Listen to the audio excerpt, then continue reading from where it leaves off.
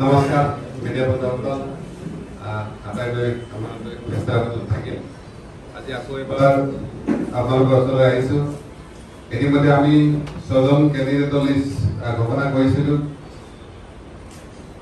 অৰুণাচল ডিফু দৰং ওদালগুৰি আকৌ আমাৰ কোকৰাঝাৰ তাৰপিছত পানাঘাট আৰু উৰিষ্যাৰ 2জন আজি আকৌ আমি প্ৰায় 10জন কেণ্ডিডেট ইয়াৰ ভিতৰত আমাৰ নগৰৰ পৰা আমি ফৰ্মেলি কালি হ'ব তথাপিও আপোনাক আজি আমি জনাব লাগিছোঁ আমাৰ এখেত ইঞ্জিনিয়াৰ আবু ইউছুফ মোহাম্মদ ৰায়হান উদ্দিন তেখেত এজন সমাজকৰ্মী শিক্ষাৰ লগত জড়িত তেখেত আমাৰ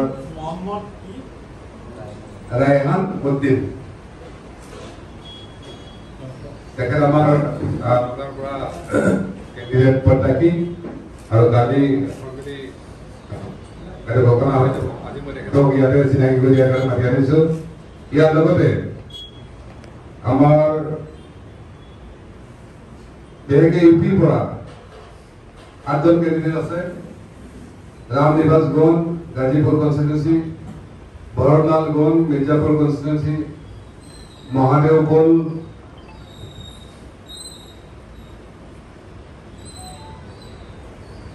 ৰিপৰ্টগঞ্জ এইটো এখন সম্পৰ্ক বুলি কয় SC ৰিজাৰ্ভ চিট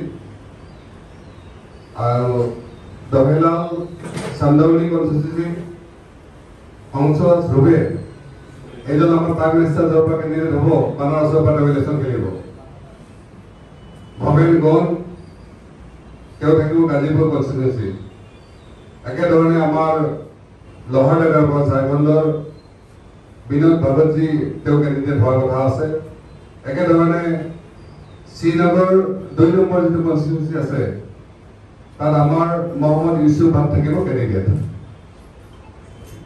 সাংবাদিক বন্ধুসকল ইতিমধ্যে আকৌ বিহাৰৰ পৰা আৰম্ভ কৰি মহাৰাষ্ট্ৰলৈকে এইবিলাক কেণ্ডিডেট লিষ্ট তৈয়াৰী হৈছে এইটো হোৱাৰ লগে মই আপোনালোক প্ৰভাইড কৰিম এই হিচাপতে মই এটা কথা বিশেষ কথা আমি ক'ব ওলাইছোঁ যে যোৱা 30 তাৰিখে নৱকন্যাৰ ওপৰত যিটো অভিযোগ আছিলে অৰ্থাৎ আমাৰ ষ্টেট লেভেল স্ক্ৰুটিনি কমিটি যিটো সিদ্ধান্ত দিয়া হৈছিলে নৱকন্যা বৰবছাৰীমূলক নহয় বুলি সেই কেছটো শুনানি আছিলে আৰু খুব ভালভাৱে শুনানিটো হৈছে আমাৰ পক্ষৰ পৰা সন্মানীয় supreme কোৰ্টৰ lower Salman Khurshid sir তেখেতে ৰিপ্ৰেজেণ্ট কৰিছিলে লগত মানুহ আছিলে আৰু বিপক্ষৰ ফালৰ পৰা চৰকাৰৰ ফালৰ পৰা আমাৰ এডভোকেট জেনেৰেল আছিলে আৰু য'তে ৰায়দানটো অহা 28 তাৰিখে দিব বুলি ঘোষণা কৰিছে যিখিনি আৰ্গুমেণ্ট হৈছে আমি নিজে তাত আছিলোঁ আমি ভাবোঁ যে নিশ্চিতভাৱে আমাৰ পক্ষত ৰায়দানটো আহিব আমি ষ্টে বিচাৰিছিলোঁ এইকাৰণে এই কথাখিনি ক'ব লগা হৈছে যে ইতিমধ্যে আমাৰ বিৰোধীবিলাকে সমগ্ৰ কংগ্ৰেছৰ প্ৰচাৰ কৰিছে যে নৱসেনা এইবাৰ ইলেকশ্যন খেলিব নোৱাৰে আৰু এইটো এটা ষড়যন্ত্ৰ মই বাৰ বাৰ কৈছিলোঁ যে তেওঁলোকে জানে যে নৱসেনা ইলেকশ্যন খেলিলে তাত নৱসেনা হাৰাব পৰা এনেকুৱা ধৰণৰ কোনো ব্যৱস্থা তেওঁলোকৰ হাতত নাই যাৰ কাৰণে বিৰোধী যিবিলাক আছে প্ৰতিবিলাকে তাত মানে নৱসেনা যাতে ইলেকশ্যনত নহয় কেছত হাৰি যায় এইটোৰ কাৰণে তেওঁলোকে কিন্তু ভগৱানৰ ওচৰত আশীৰ্বাদ বিচাৰিছে বা তাৰ কাৰণে যিখিনি কৰাৰ প্ৰয়োজন আছে তেওঁলোকে কৰিছে দ্বিতীয়তে কোকৰাঝাৰ কনষ্টিটুৱেঞ্চিত আমাৰ কিছুমানে বৰ এই ধৰণৰ এটা পৰিস্থিতি সৃষ্টি কৰি থাকে তাৰ কাৰণে অৱৰোধ সুৰক্ষা সমিতিৰ নামত 2-3টা কেণ্ডিডেট দিয়াৰ এটা ঘোষণা প্ৰস্তুতি এনেকুৱা চলি আছে যে আমি অৱৰোধ সুৰক্ষা সমিতিৰ লগত জড়িত ব্যক্তি হিচাপে এটা ভালকৈ জানো যে অৱৰোধ সুৰক্ষা সমিতিৰ সংবিধানত ডাইৰেক্টলি ৰাজনীতিত জড়িত হ'ব পৰা কোনো ব্যৱস্থা নাই তাৰ পিছতো 2-4 ব্যক্তিয়ে অৱৰ ৰাজ্যৰ নামত অৱৰ সংগঠনৰ নামত তেনেকুৱা 2-এটা এনেকুৱা ধৰণৰ এক্টিভিটি কৰিব পাৰে কাৰণ আমাৰ বিৰোধীবিলাকৰ এইটো এটা ছেকেণ্ড চাল প্ৰথম চালটো আছিল যে নৱসেনাই যাতে ইলেকশ্যন ভাগ ল'ব নোৱাৰে দ্বিতীয়টো চালটো আছিল যে অৱৰ নামত এটা ব্যাপক বিভ্ৰান্তি কৰিব পাৰি তেতিয়াহ'লে জনসাধাৰণে ভোটটো অলপ বেলেগত কৰিব পাৰে গতিকে মই আপোনালোকৰ জৰিয়তে ৰাইজক অৱগত কৰিব বিচাৰিছোঁ যে অৱৰ সুৰক্ষাৰ্থীৰ নামত 2-4 কিবা এটা ঘটনা কৰিবও পাৰে কালি হেনো কোনোবা জন দাস তেওঁ সন্মুখ নিজকে কেণ্ডিডেট হিচাপে ঘোষণা কৰিছে। তেওঁ আগতেও আমাৰ ৰাইজৰ বিৰোধিতা কৰি ইলেকশ্যন খেলিছিল, MCL 300 ভোট পাইছে। মই ভাবোঁ এইবাৰ তেওঁ খুব বেছি 500 বা 1000 ভোট পাব।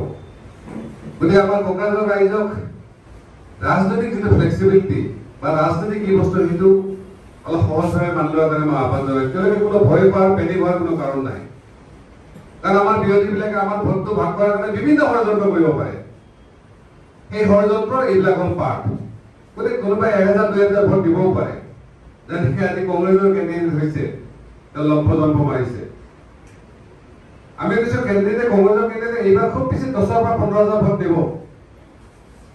ঠিক তেনেকৈ তৃণমূলৰ কথা আহিছে। আপোনালোকে চাওক, স্বয়ং ৰিপুণ বৰুৱা মহাশয় তেওঁ তেজপুৰৰ মানুহ, তেওঁ কিন্তু তাত কেণ্ডিডেট নিদিয়ে। তেওঁ তৃণমূলৰ নামত য'ত কেণ্ডিডেট দিছে এটা কেণ্ডিডেট হাৰিব নোৱাৰে। মইতো ভাবোঁ তেওঁলোকৰ জমানত মানে জব্দ হ'ব। তথাপিতো বেলেগ কেণ্ডিডেট দিছে। গতিকে আমি বেয়া পাওঁ না, আমি বেয়া পাই লাভ নাই।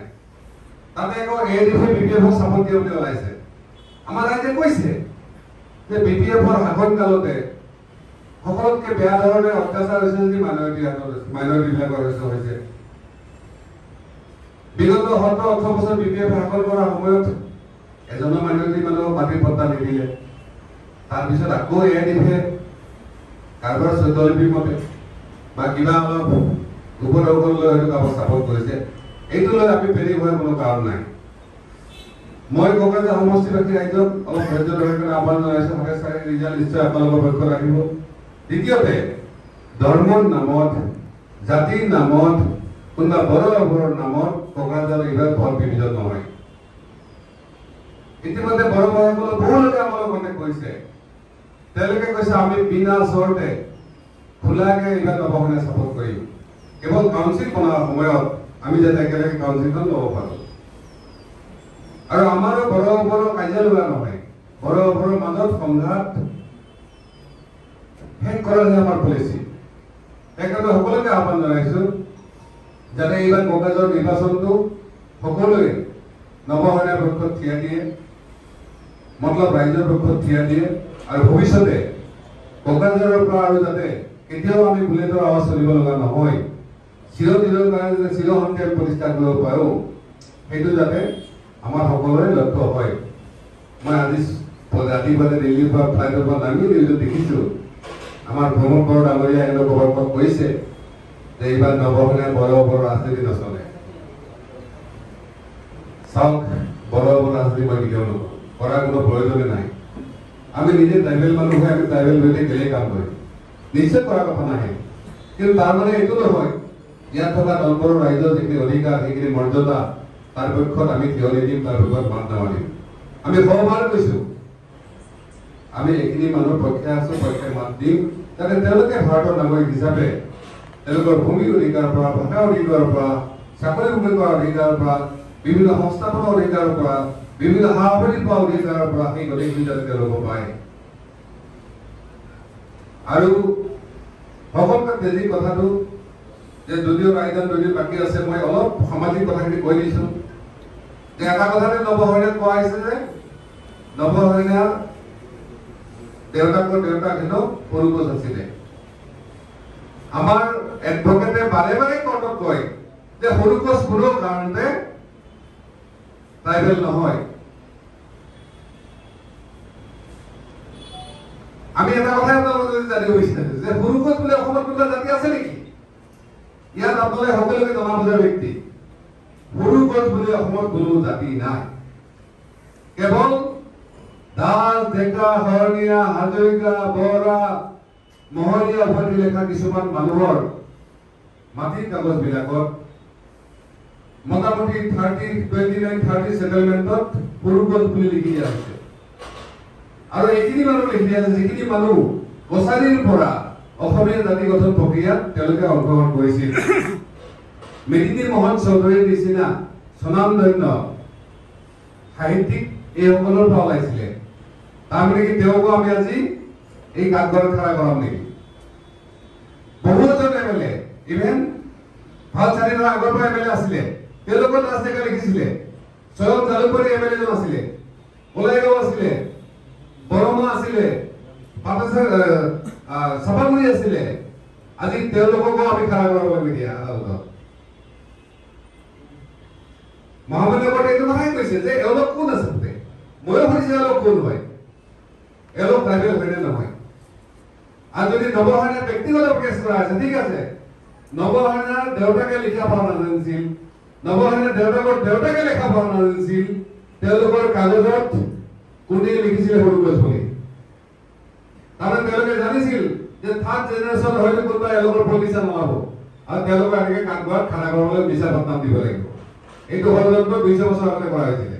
মই তেনেকৈ ক'ব লাগিব এতিয়া। এইখিনি মানুহ কোন হয় সেইটো জবাব তেওঁলোকে দিব লাগিব।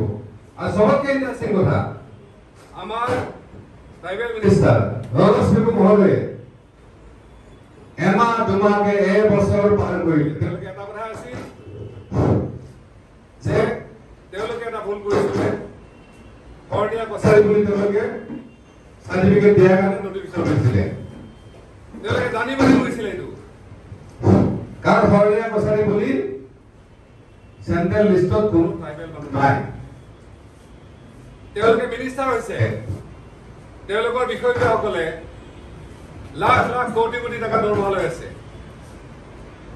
তেওঁলোকে জানিব লাগিছিল যে শৰণীয়া কছাৰী বুলি যিহেতু কোনো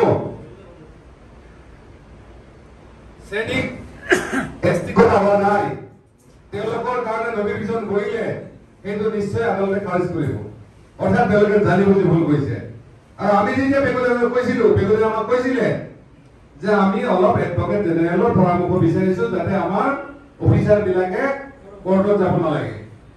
আজি আপোনালোকে ইলেকশ্যন নটিফিকেশ্যন দি দিলে, এই যে গাঁও ডেকা শৰণীয়া লেখা লোকসকলে হাজাৰ হাজাৰ লোকে আজি পুলিচ, CRP, আৰ্মি কেইবা হাজাৰ শৰণীয়া ডেকা ল'ৰা ছোৱালীয়ে ট্ৰাইবেলৰ ফালৰ পৰা তেওঁলোকে চাকৰিত এপ্লাই কৰিছিলে। তেওঁলোকৰ চাকৰি নহ'ল কাৰণ তেওঁলোকে ভেৰিফিকেশ্যন নকৰে। মেডিকেল কলেজত এডমিশ্যন লৈছিলে, মেডিকেল ওলাই আহিব লগা হ'ল। আকৌ এই পৰীক্ষা ৰিজাল্ট দিব, ইলেকশ্যনৰ আগত তেওঁলোকে এডমিশ্যন ল'ব লাগিব, তেওঁলোকে এডমিশ্যন ল'ব নোৱাৰিব। মই সেইকাৰণে কৈছোঁ, তেওঁ কোনোবা ৰমেশ পেগু হওক, তেওঁ কোনোবা উষা ব্ৰহ্ম হওক, তেওঁলোকে যদি চেলেঞ্জ কৰে আমি চেলেঞ্জ কৰিম। তেওঁলোকে যি গভীৰ ষড়যন্ত্ৰ কৰিছে, এই ষড়যন্ত্ৰৰ জবাব তেওঁলোকে এদিন হ'লেও দিব লাগিব। তেওঁলোকে ট্ৰাইবেল সকলক ভাঙি ছিঙি নিজৰ মাজত শত্ৰুতা বনাই থান বান কৰিব বিচাৰিছে কথা। কিন্তু আমি নৱশৰণীয়া গোটেই ভাৰতবৰ্ষৰ ট্ৰাইবেল সকলক আনি বিচাৰোঁ, একলগ আমি আগবাঢ়ি গৈছোঁ। চাওক, ইয়াত ৰমেশ পেগু ছাকচেছ হয়, উষা ব্ৰহ্ম ছাকচেছ হয়, নৱশৰণীয়া ছাকচেছ হয়। মই আপোনালোকৰ জৰিয়তে কৈছোঁ, তেওঁলোকে যিমানে যি ষড়যন্ত্ৰ নকৰক কেলেই কোকৰাঝাৰ সমষ্টিৰ ৰাইজৰ নৱশৰণাৰ প্ৰতি এইখিনি আস্থা ভৰসা আছে যে সেই ষড়যন্ত্ৰৰ জাল ফালি ওলাই আহি আমি জয়যুক্ত হ'ম। সাংবাদিক বন্ধুসকল, ইমানতে আৰু আমাৰ ৰাইজন ডাঙৰীয়াক মই কৈছোঁ, তেখেতক কালি আমি আলোচনা ঘোষণা হৈ যাব, অলপ ফৰ্মেলিটিজ বাকী আছে। আমি নগাঁৱত হয়তো বহুতে ক'ব পাৰে, এটাই ভয় আছিল যাতে কোনেও ক'ব নোৱাৰে আমাক যে আমি কাৰোবাক দি দিম, আমি ইলেকশ্যন খেলিলে কোনোবা হয়তো লাভ লোকচান হ'ব পাৰে নেকি। আজি নগাঁও সমষ্টি আপোনালোকে জানে যে মাইনৰিটি ডমিনেট সমষ্টি। আমাৰ বৰপেটাটো হিন্দু ডমিনেট কৰাৰ পিছত নগাঁৱটো মাইনৰিটি ডমিনেট হ'ল। তাৰে বহু বুদ্ধিজীৱীৰ মই কথা পাতিছোঁ, তেওঁলোকেও বিচাৰিছিলে যে মাইনৰিটি ফালৰ পৰা এজন ভাল যদি কেণ্ডিডেট হয়, তেওঁ জয়যুক্ত হয়, পাৰ্লিয়ামেণ্টত নগাঁও সমষ্টিৰ প্ৰকৃত প্ৰতিনিধিত্ব কৰিব পৰা সক্ষমতা থাকিলে নিশ্চয় ৰাইজে ভোট দিব। আৰু তেওঁ যিহেতু এজন ইঞ্জিনিয়াৰ, তেওঁ চাকৰি নকৰি ব্যৱসায়ত লাগি গৈছে, সফল ব্যৱসায়ী, সফল এণ্টাৰপ্ৰেনৰ, তাৰ লগতে শিক্ষাৰ ক্ষেত্ৰতো যথেষ্ট অৰিহণা আছে। আমি আশা কৰোঁ যে নগাঁৱত বিকল্প হিচাপে ৰাইজক নিশ্চয় ৰাইজে পচন্দ কৰিব। কাৰণ ইতিমধ্যে AIDFৰ প্ৰতি দুৰ্নাম আছে যে তেওঁলোক হয়তো বিজেপিৰ অলপ বিজেপিৰ নিচিনা কাম কৰে। গতিকে আমি ৰাইজে কাক কি ভাবে আমি নাজানো। আমি ভাবোঁ আমাৰ কেণ্ডিডেট DSP কেণ্ডিডেট থাকিলে তেওঁক যাতে ৰাইজে সহায় সমৰ্থন কৰে, মই এইখিনি আহ্বান জনাইছোঁ। আৰু যদি আপোনালোকক কিবা সুধিবলৈ আছে নিশ্চয় সুধিব পাৰিম। ৰিপৰ্ট আছে, প্ৰথমটো ৰিপৰ্ট আপোনাক শৰণীয়া হিচাপে এষ্টাব্লিছ কৰা আছে, খালি তাতে এই কথাটোৱে কৈছে। তাৰপিছত আপুনি কৈ আছে যে মোৰ পক্ষতে ৰায়দান যাব। চাওক, আপুনি একচুৱেলি শৰণীয়া কছাৰী, বড়ো কছাৰী একচুৱেলি কোনটো মূলত? আমি এইটো কথা কোৱা নাই, আমি বড়ো কছাৰী, ইয়াত কোনো সন্দেহ নাই।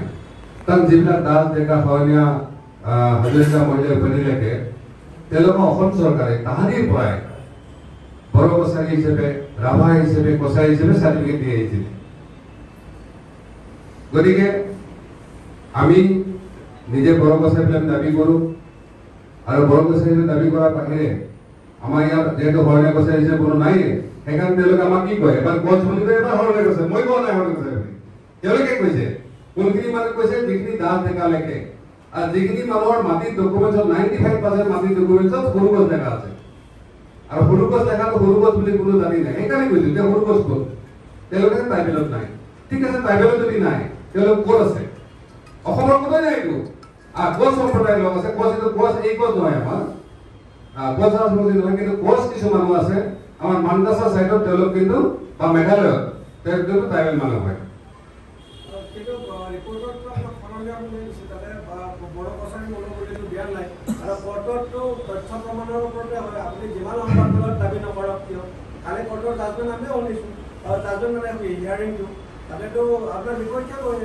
চাওক, আমাৰ বিপক্ষেতো বিপক্ষে ক'ব, তাত কোনো সন্দেহ নাই। তেওঁলোকে যিটো চাকৰি কৰি কৈছে।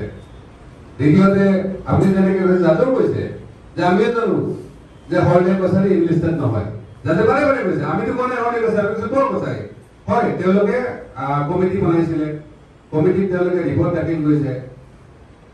যিহেতু আপোনালোকে কথাটো সুধিছে, মই সেইকাৰণে কৈছো যে যিজন গাঁওবুঢ়াৰ পৰা তেওঁলোকে সাক্ষ্য লৈছে, সেই গাঁওবুঢ়াজন আছিল বিপি ভকত। বিপি ভকতে আমাৰ বিৰুদ্ধে কোৱাটো আমাৰ গাঁওবুঢ়াই নহয়, গাঁৱৰ গাঁওবুঢ়াজন মৰাৰ কাৰণে তেওঁ সাময়িকভাৱে গাঁওবুঢ়া আছিলে। 2 নম্বৰতে এজন এপচুট লোৱাৰ পৰা লৈছে, এপচুটটো সদায় আমাৰ বিৰোধী। 3 নম্বৰতে আমাৰ শব্দৰ পৰা লৈছে, শব্দৰ আগতে আমাৰ প্ৰতিদ্বন্দ্বী আছিলে, তেওঁতো আমাৰ বিৰুদ্ধে ক'বই। আৰু আমাৰ যিবিলাক ঘৰৰ মানুহ আছে তেওঁলোকে হিষ্ট্ৰীবিলাক ভালকে নাজানে, তেওঁলোক সুধিলে শৰণীয়া কছাৰী বুলি ক'ব, তেওঁলোকে বেলেগ বুলি নকয়। গতিকে এই কথাখিনি আমাৰ যিসকল ট্ৰাইবেল ৰিচাৰ্চ মানুহ আছে তেওঁলোকে জানিব, তেওঁলোকৰ পৰামৰ্শ ল'ব লাগে, তেওঁলোকৰ পৰামৰ্শ লোৱা নাই।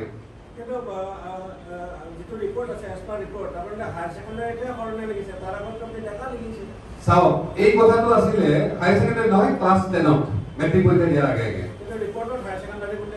তেওঁলোকে ভুল কৰিছে। তেতিয়াহ'লে ঠিক আছে, ক্লাছ 10ত আমি শৰণীয়া লেখা আছিল। কিহৰ কাৰণে লেখা আছিল বুলি ক'লে, আপোনাৰ ট্ৰাইবেল মতলব ইউনিয়ন, তাৰপিছত অসম চৰকাৰ সকলোৱে এটা কথা কৈছিল যে যেনেকুৱা চলোৱানবিলাকক এই এডভাইচটো চলোৱানবিলাকক কোৱা হৈছে যে আপোনালোকে মেইন ষ্ট্ৰীমৰ টাইটেল লোৱা সলনি এইখিনি মানুহ দাস ডেকা লেখা হ'লে শৰণীয়া লেখক, চলোৱানবিলাকে চলোৱান লেখক, এই ধৰণৰ পৰামৰ্শ মই নহয়, তেওঁলোকৰ। যাৰ কাৰণে সংগঠনৰ মানুহবিলাকে, বিভিন্ন সংগঠনৰ মানুহে তেওঁলোকে কৈছে যে আপোনালোকে ক্লাছ 10তে আপোনালোকে উপাধিটো বদলাই লওক। এই ধৰণে হৈছে, এইটো আমি ব্যক্তিগত লেখা কথা নাই। সেই সময়তো আমি একোৱে নাজানো, সেই সময়ত আমি যেতিয়া ক্লাছ 85 তেতিয়া আমি একো নাজানো।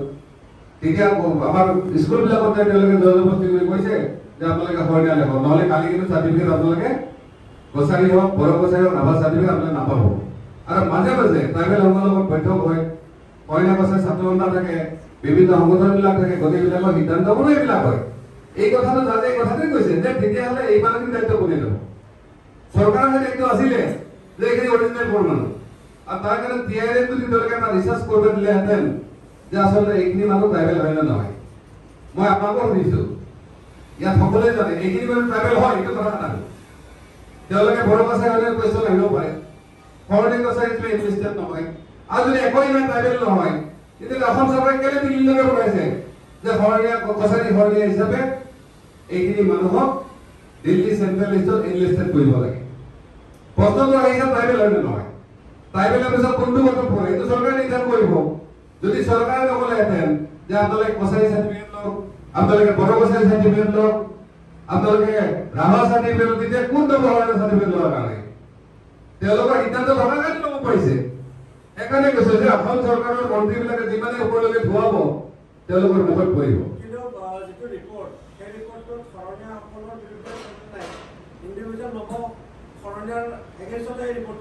মই এই কথাতে আপোনাক কৈছো যে নৱশৰণীয়াৰ কেৱল মাটিৰ কাগজত মোৰ নহয়, মোৰ দেউতাৰ কাগজত সৰু গছ লেখা আছে। আৰু যিসকলে দাস ডেকা শৰণিকা হাজৰিকা বৰা চৌধুৰী মহলীয়া লেখে তেওঁলোকৰ 95% মানুহৰ কাগজত সৰুগছ দেখা আছে।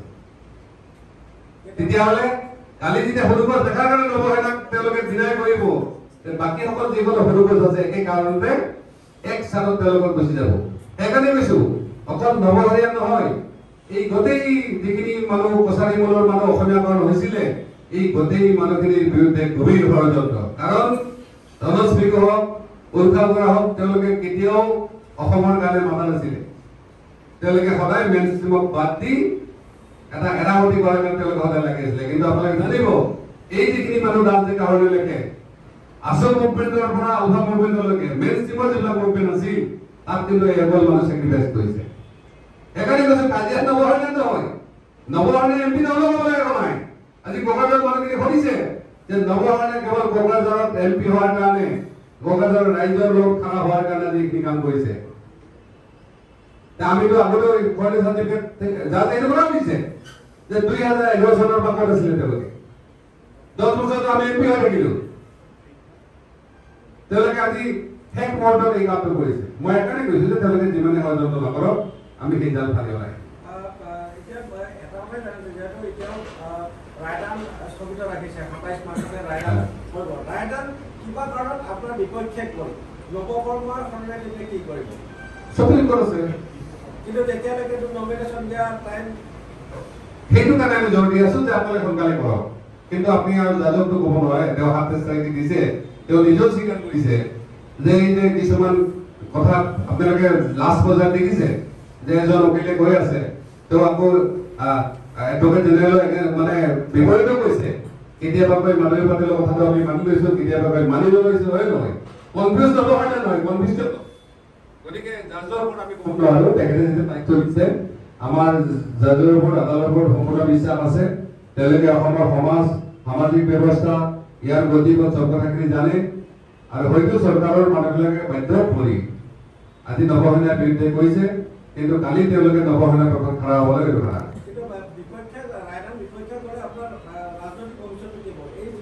দেখক, আমি প্ৰফেচনেল পলিটিচিয়ান নহয়, ৰাজনীতি কৰিব লাগিলে আমি বহুত জেগা আছে। আমি কেৱল বগান ৰাজ্য শিকিবলৈ এনেকুৱা কথা নহয়।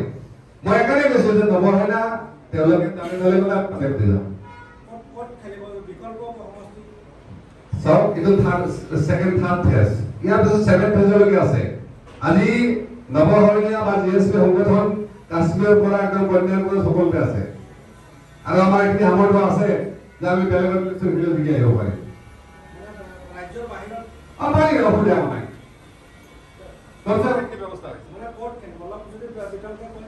চাওক, 3rd ফেজলৈকেতো আৰু আমাৰতো হৈ যাব। গতিকে 4th, 5th, 6th, 7th, বাকী আপোনাৰ একদম বেংগলৰ পৰা ইউপিলৈকে পদলৈকে আছে। গতিকে এনেকুৱা বহুত নমিনেশ্যন চিট আছে তাত আমি জিকিব পৰা সম্ভাৱনা আছে। ঠিক আছে, নহয় আপুনি চাওক, ST-হে নোৱাৰে, আপুনিতো জেনেৰেল হিচাপে পাৰে। জেনেৰেল হিচাপে গ'লেতো অসুবিধা নহয়। তেতিয়াহ'লে অসুবিধা নাই, ST নোৱাৰে, জেনেৰেল আছে।